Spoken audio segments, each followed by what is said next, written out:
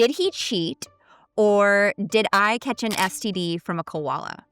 So this is a very long story, and I'm just going to kind of sink it down as best as I can. But this woman, she's 27, and her husband's 28, and they've been together for 5 years, and most of their teenage years. They have 2 young boys, and this event took place in March of 2020, so just like right before the world shuts down. She goes in and has an ultrasound, which something was pointed out, hey, that something's not looking right, and she fully expected her doctor to say like, oh, your fallopian tubes are damaged or whatever. So she was expecting the worst. Something's wrong with the baby. She was pregnant at the time.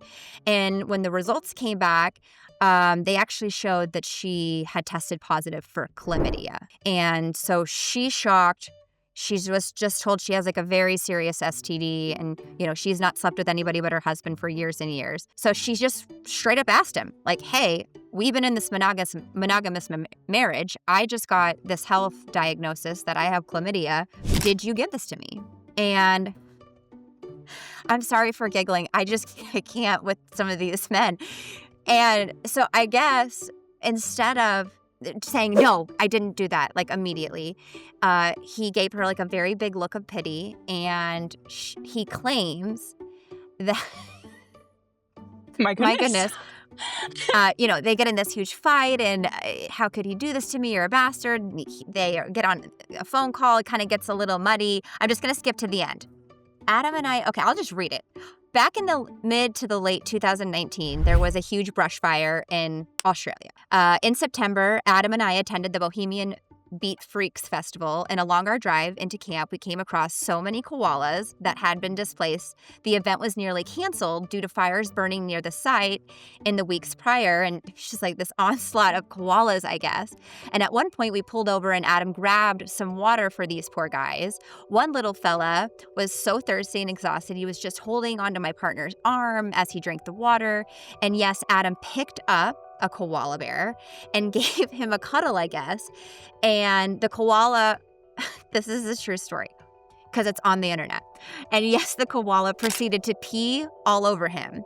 And, so the couple then laughed it off. They want to go to this festival. He's now got koala pee on him, I guess. So Adam then claims that since they had sex that night and the pee of the koala was on his body, that the koala actually, via the husband, gave her chlamydia. So I'd like to pause, just medically. Can you help me understand that? Yeah. First question: can koalas carry chlamydia? I'm not a veterinarian by any means. Have you heard of this in Sioux Falls? Like, are the men coming in with koala STDs? No. I've heard a lot of interesting stories. Never koala related, and sometimes not far off. First of all, did he not shower to get the koala pee off of him before they had sex? That's my first question, because that's disgusting. No. No. Also, you don't, okay, and maybe I need to catch up on my biology here, but you don't catch chlamydia from pee.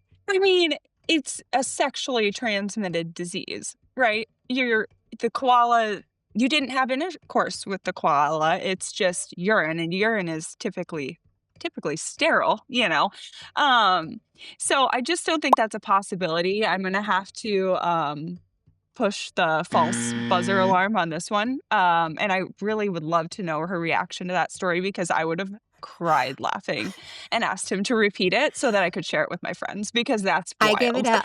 Oh my goodness. I can't.